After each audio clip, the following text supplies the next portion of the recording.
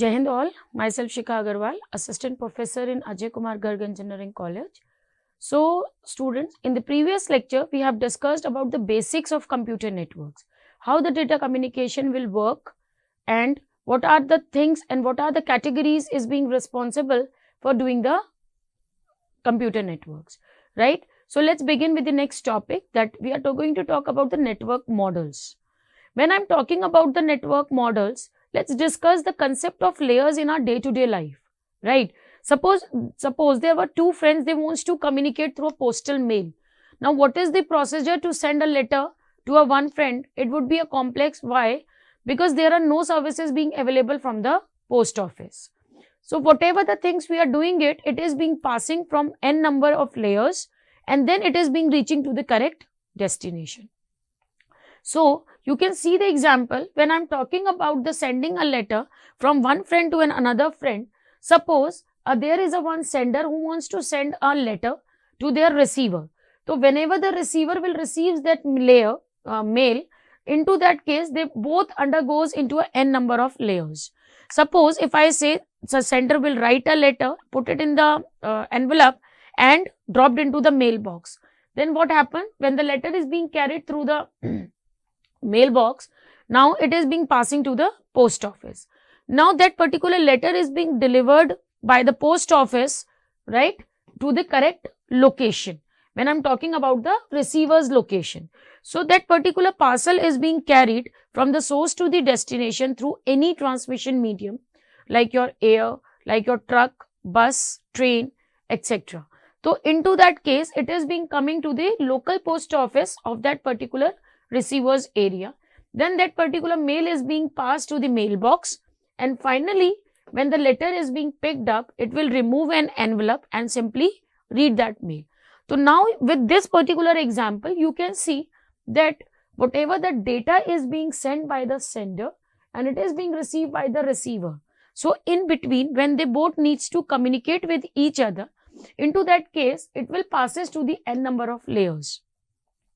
So similarly, when I'm talking about the networks, there are the certain models which is being working, how the data will flow or how the data will travel from the source and to the destination.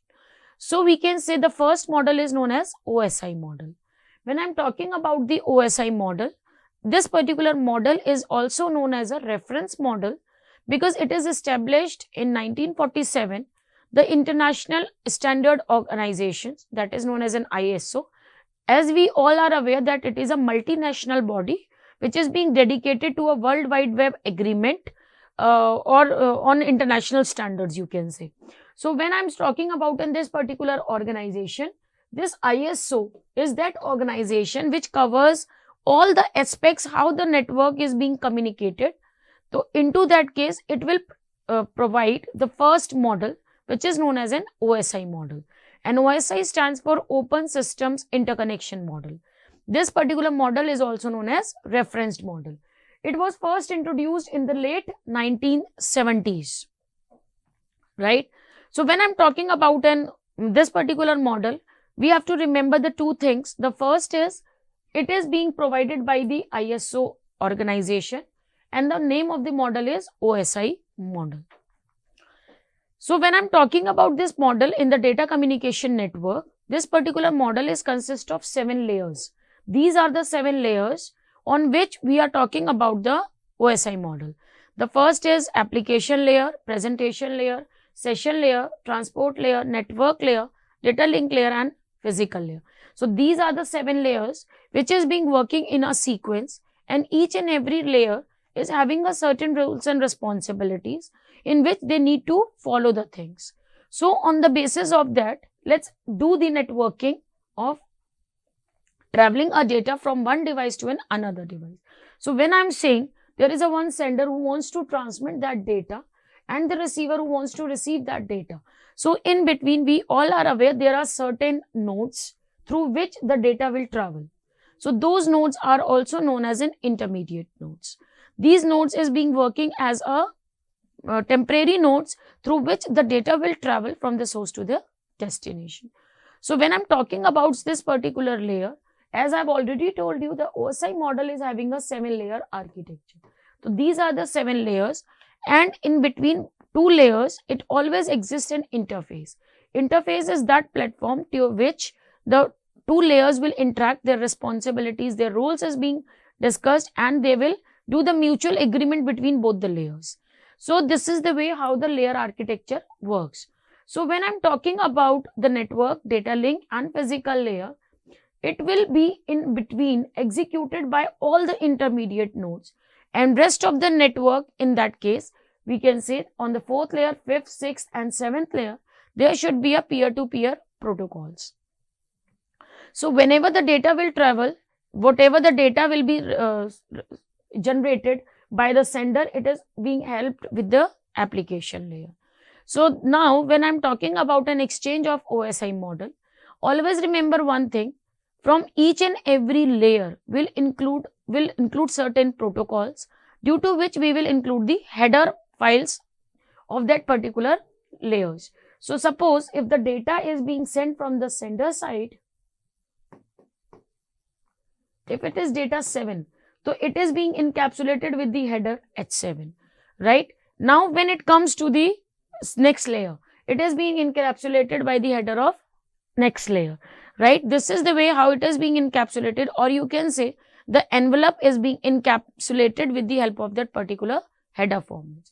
But when I'm talking about the data link layer, when the data comes to the data link layer, it always includes the data header as well as the tailor bits, and the tailor bits will tell you that these are the ending bits.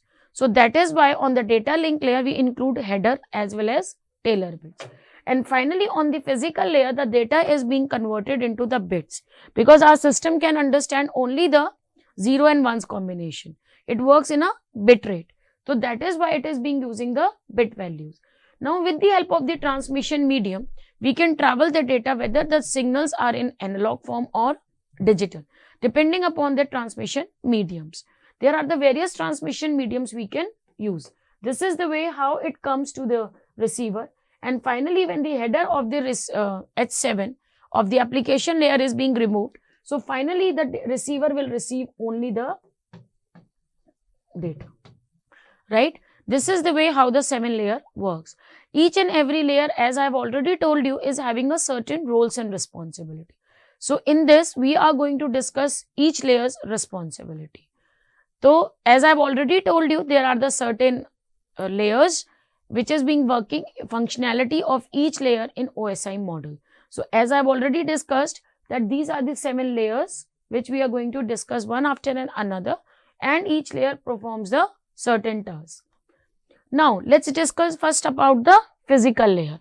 When I'm talking about the physical layer is that layer which takes the data from the data link layer, convert the data into the bits, and it is being sending the data to the transmission medium. When I'm talking about the physical layer, there is the foremost responsibility of a physical layer is that it is being responsible for the movement of individual bits from one hop to another hop, or to the next hop, or you can say node to node. When I'm talking about the physical layer, there are the certain responsibilities of the physical layer. The first is physical characteristics of interfaces and medium. When I'm using the word physical characteristics, it means I'm talking about the define how the characteristics, how the interfaces between the devices and the transmission medium will work. It also defines that which type of a transmission medium we are using. The second, we are talking about the representation of bits. As I have already told you, when I'm talking about the data link, physical layer, it is being representing the data in the form of bits. So when I'm talking about bits, so we have to consider a stream of bits with no interpretations, right? It is to be transmitted, and bits must be encoded into the signals, like you can say electrical or optical, depending upon how the signals is being sending. And the physical layer also defines the type of encoding, how the signals is being changed from 0 to 1 and vice versa. So this is called as a representation of bits. The third, we have a data rate. When I'm talking about the data rate, it means we are talking about the transmission rate. Transmission rate says as we are representing the data in the physical layer in the form of bits. So we can say number of bits will send per second. This is also the responsibility of physical layer. The next I am talking about the synchronization of bits. When I am using the word synchronization, it means the sender and the receiver, they need to synchronize with each other. So on the basis of that, we can say the sender and the receiver not only use the same bit rate, but they also need to synchronize the data at the bit level. Or we can say the sender and the receiver's clock must be synchronized, so that whenever the sender will send the data, the receiver will receive the data and it is being synchronized. The next, we are having a line synchronization. As in the previous lectures, we have discussed that whenever we are concerned about the connections of the devices, they need to create the two types of configurations. Suppose we are using a point-to-point configuration or a multi-point configuration, as we have already discussed in the previous lecture. The next, we are going to talk about physical topology. Physical topology says how the devices is being connected, how the network structure is being laid down. So remember one thing, when I am talking about the physical layer, its foremost responsibility is also to check how the network is being built, how the nodes is being connected. The last, we are having a transmission mode. As we have discussed in the previous lecture, that how the transmission mode works, whether it will work simplex, half duplex or in a full duplex mode. So depending upon all these responsibilities of physical layer. Now let's begin with the second layer, that is known as a data link layer. When I am using the word data link layer, as we know, it takes the data from the network layer and passes the data to the physical layer. So whenever the data is on the data link layer, it always includes header as well as Taylor bits, and simultaneously its data representation is in the form of frames. So we can say, when I am talking about the data link layer, it is being responsible for moving the frames. In the physical layer, we have used the word bits movement, right? So but in the data link layer, we are using frames. So it is the responsibility of our data link layer for the moving of frames from one hop to the next hop. When I am talking about the duties and the responsibilities, there are certain roles and responsibilities of a physical data link layer. First is known as framing. As I have already told you, in the data link layer, it divides the stream of bits which is being received from the network layer, and they are being into the manageable data units. Into that, we can say that unit is known as frames. The second responsibility of a data link layer is physical addressing. Physical addressing, matlab, if the frames are being distributed on a different networks, the frames will be sent to the different network, right? So we can say the data link layer always adds a header to the frame, so that it will define the sender and the receiver address on that particular frame. So that particular type of addressing is known as physical address. And remember one thing, physical address is also known as a MAC address. The next responsibility is a flow control. Flow control says, as we have talked about bit synchronization in the previous responsibility, so we can say we need to adjust the flow also. So we can say if the rate at which the data are absorbed by the receiver is less than the rate at which it is being produced by the sender, then we can say the data link layer imposes a flow control mechanism, so that we can do the overwhelming, to avoid the overwhelming on the receiver side. That is why we are talking about the flow control. The next, we have an error control. How we can find that which frame is being faulty frames, right? So into that ways, we have to check how many frames is being damaged, how the frames is being lost. So it is the foremost responsibility of a data link layer to check or adding the mechanism for the detection and retransmission for the damaged or the lost frames. It also recognizes the duplicate frames, and error control is normally achieved by adding the trailer at the end of the frame. Whenever we are receiving the frames, when it is having a trailer bits, it is shows that the particular frame is ended, right? The last is your access control. When I'm using the word access control, when the two or more devices are connected on the same link on a particular data link layer, on a particular link, then it is very necessary to determine which device has a control is being over the link at a particular amount of time. So we need to check about the access control.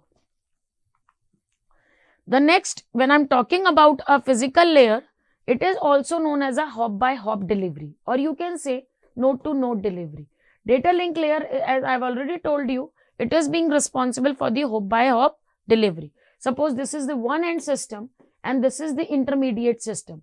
When the frames is being delivered from this here to here only, then this is the foremost responsibility of a data link layer. So we can say this is the responsibilities of data link layer. Next, we are talking about the network layer. When I'm talking about the network layer, its location is, it takes the responsibilities from the transport layer and provided the data to the data link layer. And whenever it takes the data from the transport layer, it always convert that data in the form of packets. So that is why the foremost responsibility of the transport layer is packetization. So we can say the network layer is responsible for delivery of individual packets from the source to the destination host. If it is being delivering n number of packets, each and every packet is being delivered from the source to the destination. When I'm talking about its responsibilities, the network layer is having a certain responsibilities. The first is known as logical addressing. As I've already told you, physical layer addressing implemented by the physical address. Sorry, data link layer addressing is being implemented with the help of physical addressing. Am I right? So we can say it is handling the addressing problem locally. But if the locally in sense, I can say local area network, right? So suppose if we wants to pass the particular packet beyond the network boundaries, so into that case, we need a one more type of an addressing, which is being helped to distinguish the source and the destination systems. So into that case, the network layer always adds a header to a packet from the upcoming layers, and it is being including the logical address of the sender and receiver. And that time, that particular address is known as logical addressing, or it is also known as an IP address. Now, as I was talking about that, we have to travel the data on a different networks. When the network, when the packet is being going beyond the boundaries. So into that case, when an independent networks of a links are connected, then we are creating an internetwork, right? So internetwork basically is what? As we have discussed, network of networks is an internet.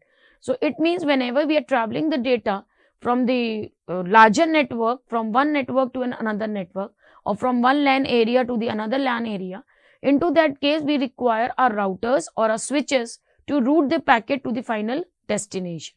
So whenever we are traveling the packet with the help of the routers or any controlling device, into that case we require the one concept which is known as routing. The foremost responsibility of a routing is to route the packet to the correct destination.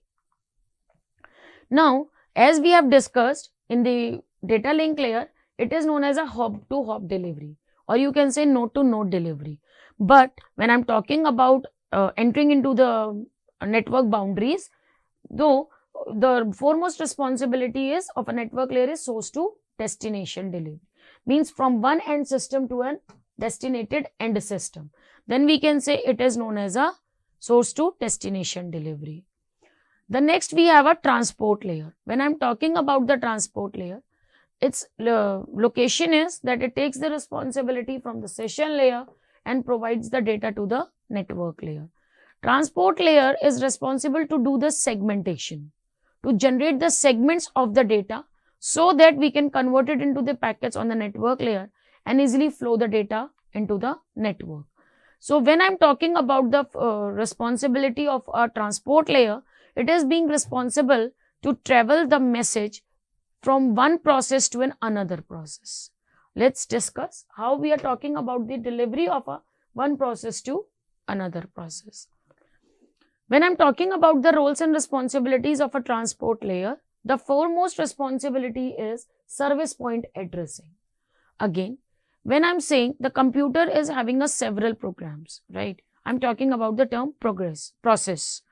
So into that case, when the system is running the several programs at the same time, so for that particular reason, the source to destination delivery means not only we need to travel the data from one computer to the another computer, but also when the one process of the individual system is being completed to the one process of the another system, then we can say it is known as a service point addressing. And into that case, that particular addressing is also known as a port address. The network layer gets each and every packet to the correct computer, and the transport layer gets the entire message of the particular correct process or to the system. Then we can say it is known as a service point addressing. As we know that the second responsibility is segmentation and reassembly. As I have already said, in the transport layer, the message is divided into transmittable segments. So each and every segment is consist of sequence numbers. How that particular sequence number is being managed, it is being numbered each and every packet, and then it is being delivered to the network layer. The next is connection control. As the transport layer is being responsible for also to check the connections of the network, whether it is a connectionless network or connection oriented network. The next responsibility is flow control.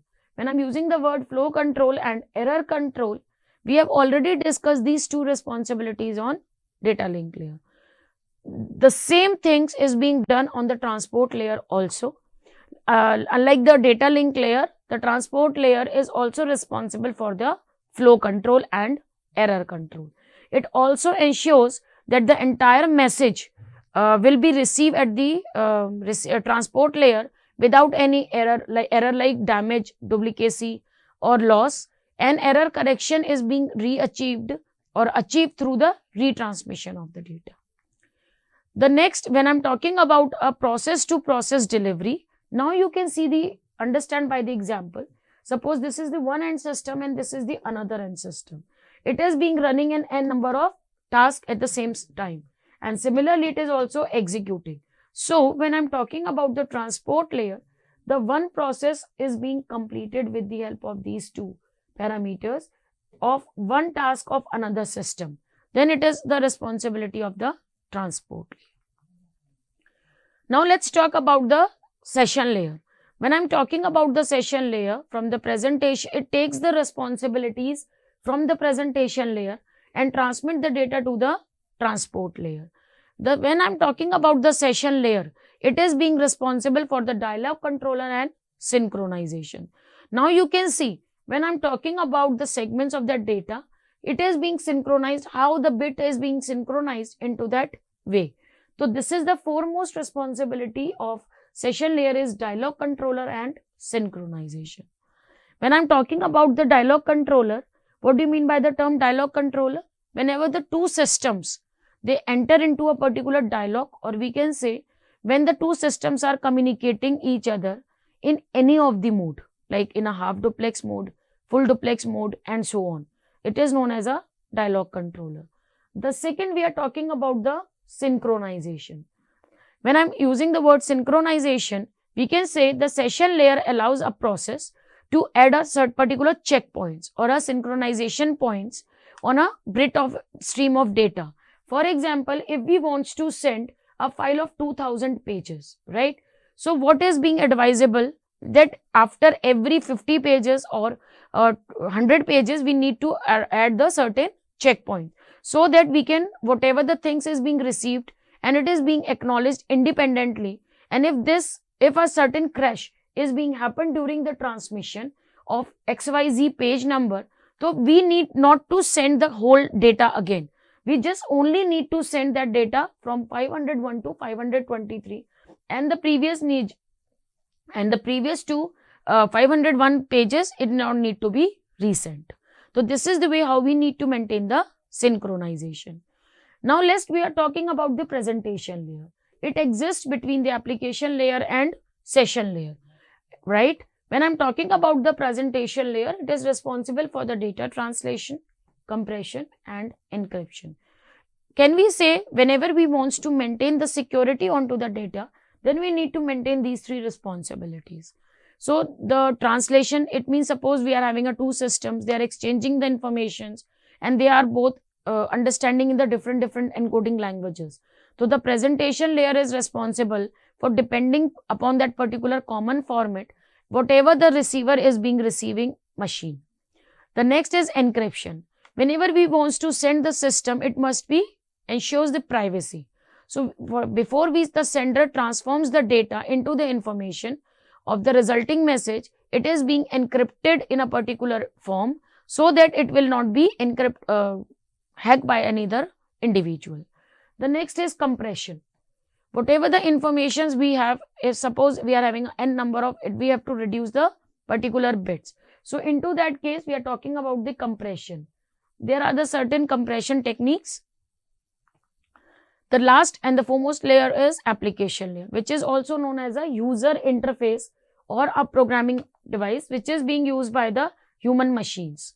So whatever the things, whatever the message is being sending, it is being delivered with the help of the different machines. Suppose if you are sending any particular file, so into that case you need one type of a protocol which is known as an FTP. In the general, suppose if I am writing www.google.com, so before that it was written http:// then www.google.com. Then what is that HTTP? It is basically a user interface which is being friendly for the users so that user can easily use those applications. So by this, application layer is responsible for providing the services to the particular users, right? When I'm talking about the application layer, these are the basic responsibilities. Like first is network virtual terminal. When I'm talking about the network virtual terminal, basically it is a software version of a physical terminal that allows the user to log on to the remote host, and the particular application can create a software emulation of a terminal so that the users can easily access or communicate with the terminals. The second responsibility is file transfer, access and management. Whenever we want to access the files to the particular remote host, then it is being easy to retrieve the files from the remote computer for the use in the local computers, and we can easily manage or to control the files in a remote computer locally. Email services, we can do the forwarding and storage basic emails. Directory services, as I have already told you, we can easily access the distributed data and for the global informations. So this is all about the summary of an OSI model, that how all these layers are being responsible to transfer the data from the source to the destination. So in this lecture, we have discussed about the OSI reference model. Now in the next lecture, we are going to discuss the particular model which is known as a TCP/IP model, transmission control protocol / internet protocol model, which is being using in a network day-to-day life. Thank you.